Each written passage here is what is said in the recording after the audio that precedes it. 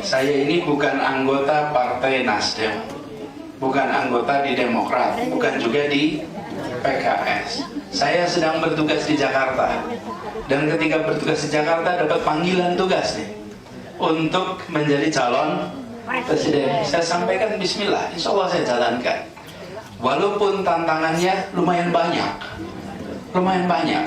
tapi kalau perjuangan itu tidak ada tantangan, maka tidak ada kemajuan yang akan kita rasakan. Dan penjagalan itu katanya banyak, Pak. Saya sendiri nggak lihat langsung. Iya. Tapi saya bilang itulah gunanya kita punya ayat wa makaru wa makarullah. Wallahu khairul makirin. Jadi ada gunanya ayat itu untuk menunjukkan bahwa makar yang terbaik itu dari Allah. Dan kita yakin, tadi disampaikan bahwa ikhtiar kita kerjakan, tapi doa kita panjatkan.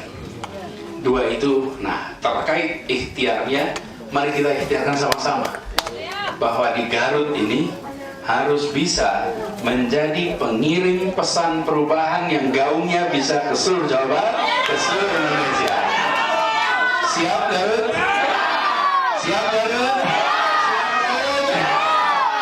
Insya Allah kalau dari sini geloranya bisa menular ke berbagai tempat di Jawa Barat, insya Allah dari Jawa Barat menular ke berbagai tempat di seluruh Indonesia. Orang tua kita dulu berjuang untuk tegaknya sebuah republik. Republik ini hadir bukan untuk menggulung kolonialisme saja, tapi hadir untuk menggelar keadilan sosial dan kesejahteraan. Bukan hanya kolonialisme yang diusir, tapi justru menghadirkan keadilan. PR itulah yang ingin kita tuntaskan lewat perjuangan kita nanti. Kita ingin agar keadilan menjadi pertimbangan utama di dalam pengambilan keputusan. Kita merasakan adanya lompatan kesejahteraan pada sebagian, dan sebagian yang lain tak bergerak. Nah, kita harus berubah. Republik ini harus menghadirkan keadilan. Jadi saya ingin mengajak kepada semuanya, mengingatkan kembali, perjuangan ini bukan tentang satu orang, perjuangan ini bukan tentang satu kelompok. Kita yang hadir di sini mewakili seluruh unsur bangsa untuk menghadirkan keadilan bagi seluruh rakyat Indonesia. Dan sebagaimana juga kita bukan memperjuangkan tentang satu orang. Ini adalah tentang perubahan bagi kita semua. Kita dapat amanat itu, dan ini adalah sebuah amanat yang kita harus pegang baik-baik. Karena itu saya mohon kepada semuanya, doakan saya didekatkan dengan ikhlas, doakan didekatkan dengan amanah, doakan didekatkan dengan istiqomah. Karena perjalanan ini adalah perjalanan yang tidak sederhana. Saya tidak mau sebut sebagai perjalanan berat, tapi perjalanan besar, panjang, mendaki. Berat ringan itu soal ridho Allah. Kalau ada ridhonya, ringan perjalanan ini. Betul? Iya. Jadi jangan kita merasa berat. Kalau merasa berat, jangan. Kita serahkan berat ringan itu pada ridho Allah. Allah beli ridhonya, perjalanan ringan. Tapi dalam ukuran dunia, ini perjalanan besar, ini perjalanan panjang, ini perjalanan mendaki. Itu ada ukurannya. Siap berjalan sama-sama? Siap mendaki sama-sama?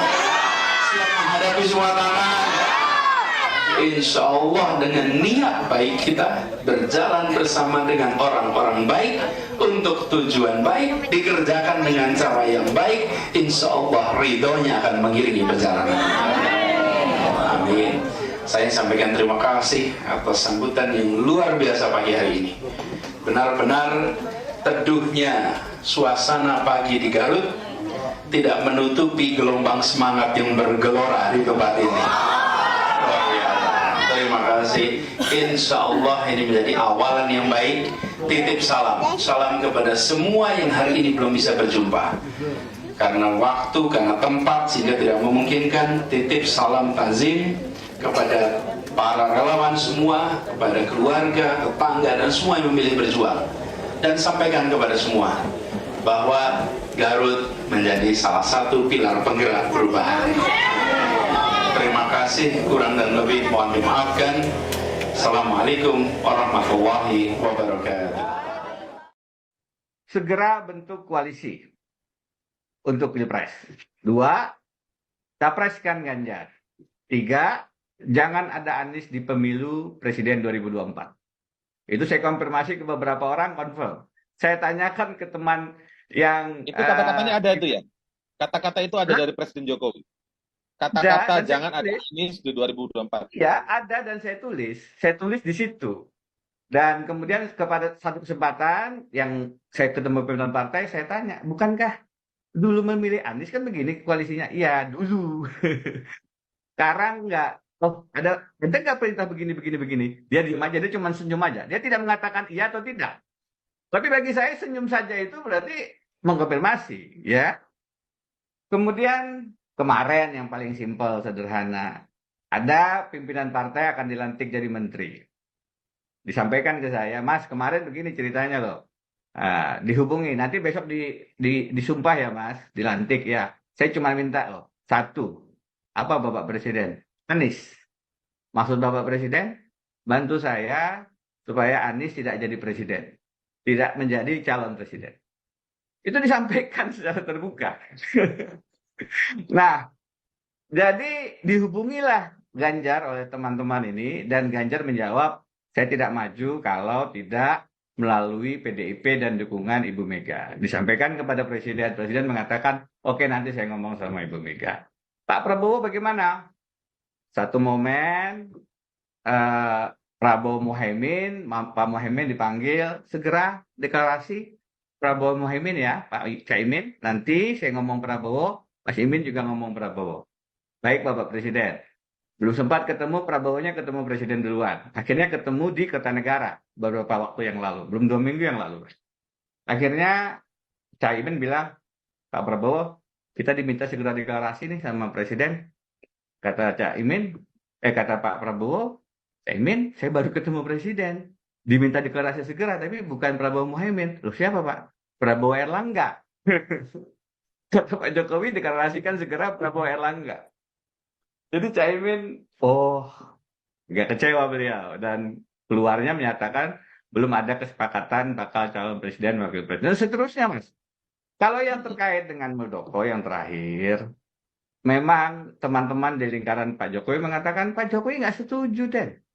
Itu bukan perintah Jokowi. Saya bilang oke, kalau begitu tegur dong. Ini kan ada peristiwa perampokan. Ada peristiwa perampokan dilakukan oleh anak buah. Pimpinan diam saja, tidak melakukan apa-apa, ya nggak boleh dong. Ya pimpinan harus bilang, hei, anak buah, itu perampokan. Jangan lakukan, saya nanti kena imbasnya nih. Hentikan dong. Apalagi ini yang Anda rampok ini punya presiden ini. Hubungan saya dengan Presiden SBY nggak bagus nanti. Beliau nggak setuju, tunjukkan itu. Yang dilakukan ini perampokan partai, bukan hal-hal simpel, bukan hal sederhana. Nah, diamnya Pak Jokowi itu harus dimaknai, beliau memberikan blessing, apalagi maknanya kalau bukan itu. Ini semua rangkaian yang sudah terlihat secara kasat mata sebenarnya, sudah kelihatan gitu. Ini semua nanti kalaupun Anies tidak bisa dicegah maju, akan ada suara Islam dipecah. Jadi kalau Anies maju, suara Islam yang dulunya di Pilgub Jakarta itu mengarah ke Anies Sandi, atau di Pilpres 2019 mengarah ke Prabowo Sandi, di 2024 diarahkan untuk pecah, akan ada di Ganjar Sandi, karena Sandi bisa mengambil suara hijaunya, akan ada di Prabowo Erlangga, Prabowo yang ambil, sisanya masih akan ada di Anies. Suaranya akan dipecah 3. Sehingga kemudian kesempatan, sebagaimana disurvei oleh CSIS loh ini, bukan yang lain, yang afiliasi politiknya itu lebih ke nasionalis, mengeluarkan survei bahwa meskipun Ganjar dominan, kalau head to head Anies Ganjar yang menang adalah Anies. Bahkan kalau head to head Anies Prabowo, kata CSIS surveinya, yang menang adalah Anies. Membaca survei itu, Jokowi merasa perlu mengambil langkah-langkah untuk memecah suara yang ada di Anies dengan mendudukan Sandi di Ganjar, atau Prabowo dengan Erlangga. Informasi minta 2 hal. Tentu ada yang lain juga, tapi 2 hal. 1, IKN dilanjutkan. 2, tidak ada masalah hukum bagi dia dan keluarganya. Nah, Ya. 2 yang ada ini sudah nyaman bagi Pak Jokowi. Bagi dia, ya kalau bisa Ganjar. Tapi kalau tidak bisa Prabowo. Anies bagaimana? Sebaiknya nggak ada. Kalau Anies ada, faktor dia bisa menang itu membahayakan. Jadi tidak kemudian Anies diberi kesempatan maju. Tidak. Balik logikanya. Logikanya kalau bisa Anies nggak maju. Nah kalau dia maju, apa yang disurvei CSIS-kan itu bisa terjadi. Dan itu bukan tidak mungkin. Jadi bagi Pak Jokowi, yang paling bagus itu tetap 2 pasangan calon. Either, kalaupun dia tidak setuju Ganjar, tidak setuju Prabowo sekalipun. Kalau Prabowo yang jadi, Pak Jokowi juga nyaman. Karena 2 hal tadi dikonfirmasi oleh Prabowo. Anies tidak mengkonfirmasi itu. Jadi bagi Pak Jokowi, daripada ada risiko Anies sekarang yang suara naik itu tiba-tiba seperti Pilgub Jakarta. Ini Pilgub Jakarta ini bagi Pak Jokowi trauma. Pilgub Jakarta di mana Anies nomor 3 masuk final nomor 1. Ini gambar ini di sini ya, SZ Blended Coffee, sahabat perubahan. Ini coffee blended. Jadi kalau dibaca di belakangnya, ini original Cikalong Wetan. Profilnya medium to dark, prosesnya natural ya. Jadi ini blended Arabica Robusta. Ini kita jual untuk kita jadikan sebagai sebuah pergerakan kita dalam menegakkan keadilan. Baik, dan buat sahabat SZ juga, kalau yang mau bergabung dengan saya dengan lebih intensif, itu bisa gabung sebagai membership, sebagai pelanggan ya. Jadi nanti akan ada video-video khusus, akan ada diskusi-diskusi khusus, bahkan pertemuan-pertemuan khusus saya dengan sahabat SZ yang sudah menjadi member di channel ini. Caranya gimana? Ya kalau di handphone suka ada tombol gabung atau join. Nah, klik aja itu ya, kemudian ikuti petunjuk berikutnya. Begitu ya.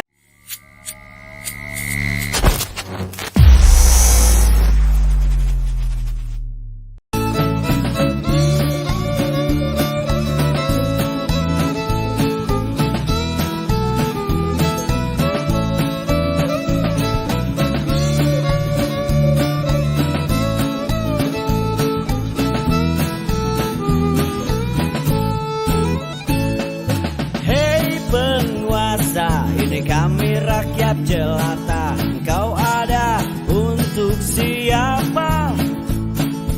Hei penguasa, ini kami rakyat jelata, mau sampaikan semua keluh kesah. Bekerjalah dengan hati, pakai empati, jangan banyak intrik, apalagi bikin taktik. Bijaklah dalam membuat peraturan, jangan sampai bikin aturan yang berat. Sebelah adillah pada kami, kami tak bodoh, meski memang kami tak pandai, tapi kami berjanji akan